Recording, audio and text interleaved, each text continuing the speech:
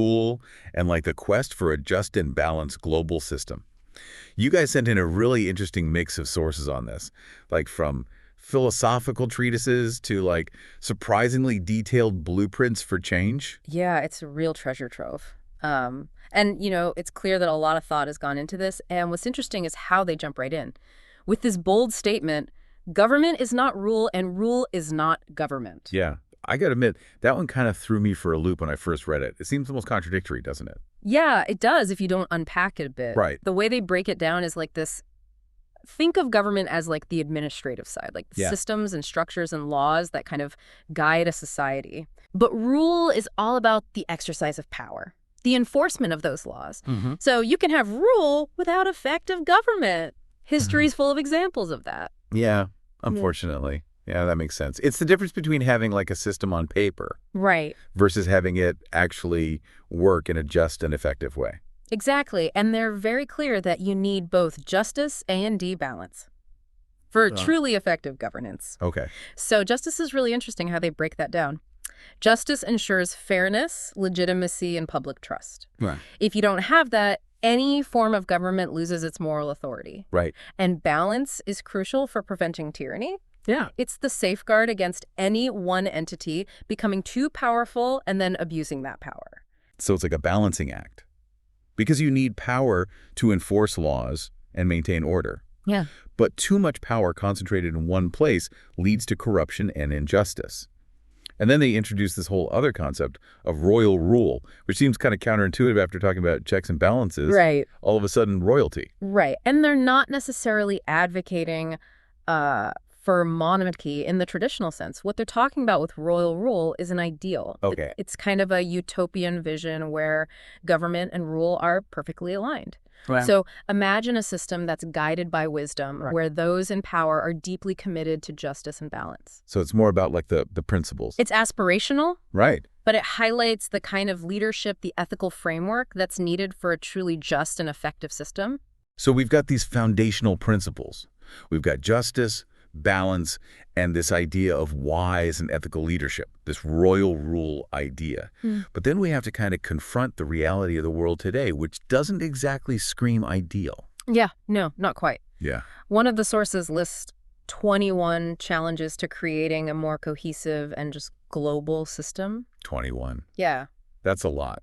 That's daunting, to say the least. I mean, where do you even begin to unpack a list like that? It can feel overwhelming, but they actually provide some helpful ways to think about it. And one is to kind of group them thematically. Okay. And one of the big themes that emerges is fragmentation. Okay. Lack of cohesive action among all these various players on the global stage. It's like everyone's trying to steer the ship in a different direction at the same time. Too many cooks in the kitchen.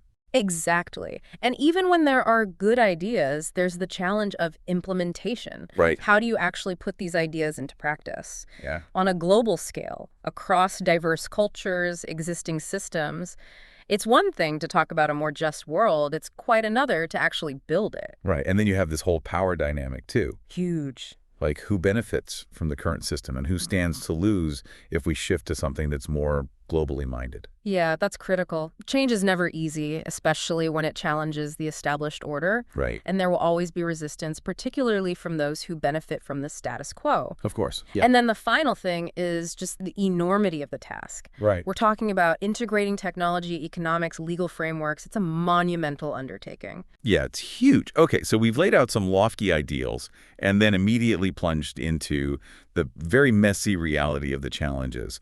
But these sources don't leave us hanging, do they? They actually offer some concrete proposals, some blueprints for what a more functional global system could look like. They do, and this is where it gets really interesting. Remember that visual of the tree with all the bubbles? I have to admit, when I first saw that, I thought we were branching out into abstract art. But it turns out it's actually someone's idea for a World Government Institute. It is, Yeah. and all those branches represent different departments and functions of Yeah. this proposed institute. So you've got like World Party Shadow Cabinet, climate change alliances, financial departments, courts, committees, the whole shebang. And it gets even more intriguing because then they outline a 5-level plan for diplomatic catastrophe management. I don't know if that fills me with hope or dread. I think it's a bit of both, Yeah. but it highlights the need to kind of think ahead, to have mechanisms in place for dealing with these global crises before they become full-blown disasters. They're being proactive rather than reactive. Exactly. Having the resources and infrastructure in place to be able to respond effectively. Okay, so hit me with level 1. What's the first step in averting disaster? So level 1 is all about preparedness. Having a dedicated reaction team ready to address crises on multiple fronts, political, social, diplomatic. And it's about being proactive, right? Not just reacting to things as they come up, but actually trying to get ahead of the curve. So anticipating problems before they blow up. Exactly. And that actually leads us into level 2, which is where I think it gets even more interesting, because level 2 is all about the mindset. Okay. The underlying approach to diplomacy. And they talk about the need for like a philosophically sound approach. Okay. One that goes beyond just reacting to events and actually tries to get at the root causes of conflict. So not just putting out fires, but like preventing them from starting in the first place. Exactly. And this is where we see some intriguing ideas starting to emerge. Yeah. Because they talk about establishing like a World Party shadow cabinet. The shadow cabinet. Yeah, creating like a shadow government world institute, and even exploring the potential of faith-based diplomacy. Yeah, faith-based diplomacy. That was not on my bingo card for today. It's unexpected, right? Yeah. But it speaks to this idea of we need to explore every avenue for building bridges and fostering understanding. Yeah. And they seem to be suggesting that, religious principles, shared values could actually play a role in bridging divides and promoting peace, even on a global scale. So we've got our rapid response team. We've got a more philosophical approach to how we even think about diplomacy, and maybe even like a spiritual element to it as well. Yeah, why not bring in all the tools, right? What's level 3? So level 3 is where the rubber meets the road, I guess you could say, because it's about taking those objectives that you spent all that time carefully defining in level 2 and actually operationalizing them, putting them into action. Easier said than done.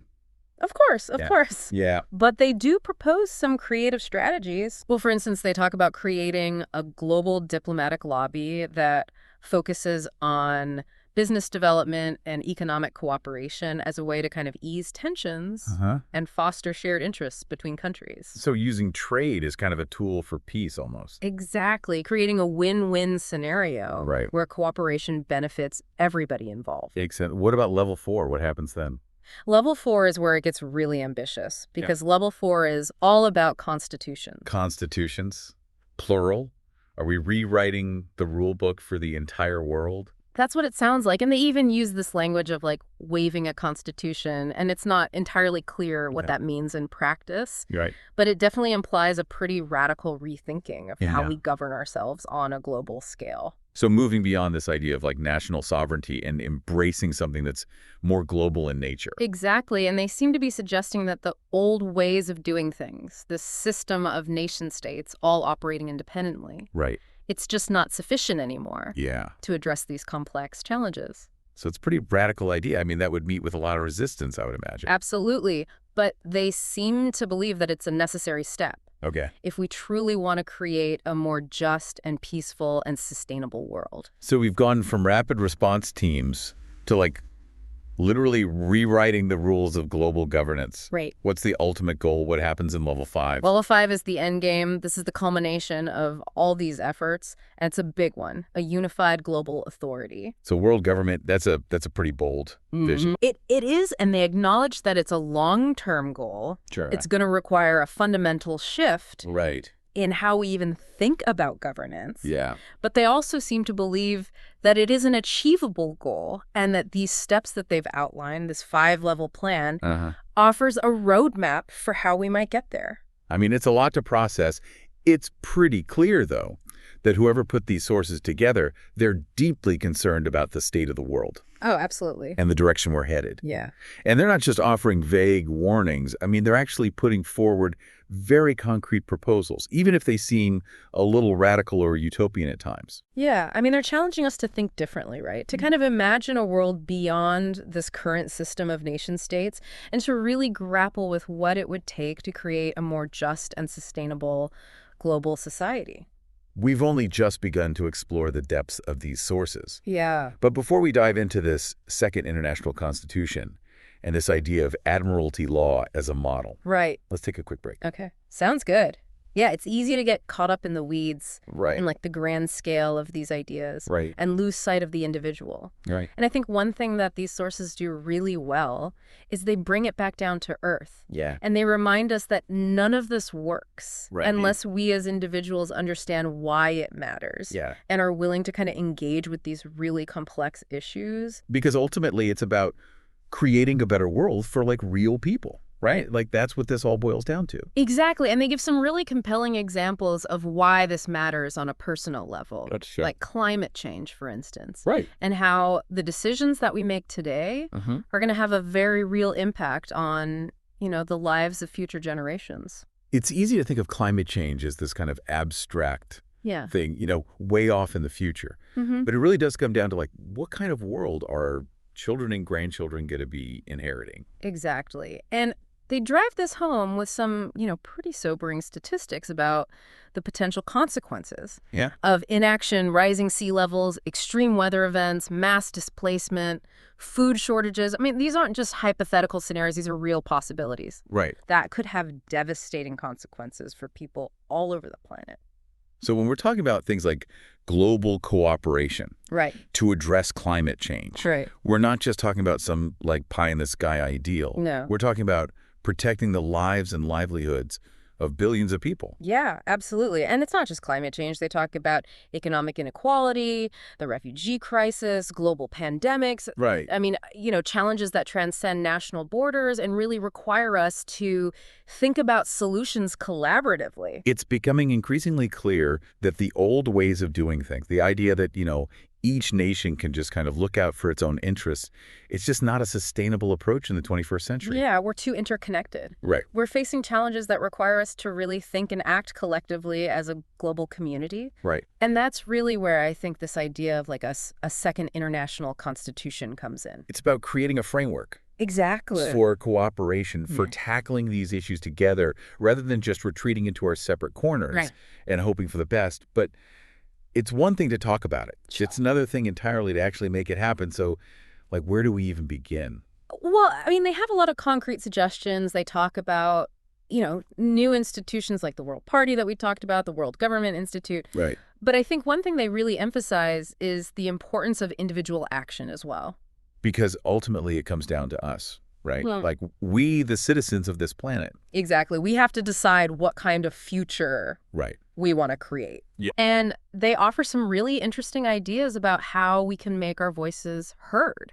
Okay. How we can contribute to shaping a more just and sustainable world. Like what?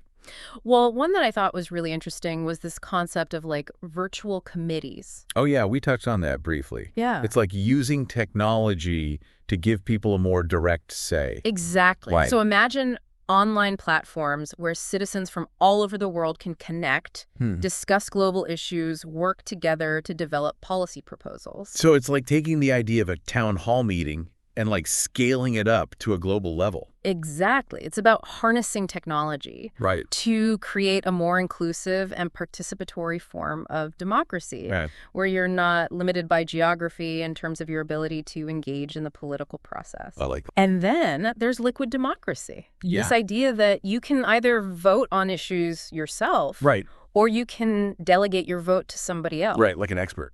To somebody that you trust who might have more expertise in a particular area. It's a really fascinating concept. Yeah, and it speaks to this tension that I think a lot of us feel between wanting individual autonomy, but also recognizing the need for collective action. Right.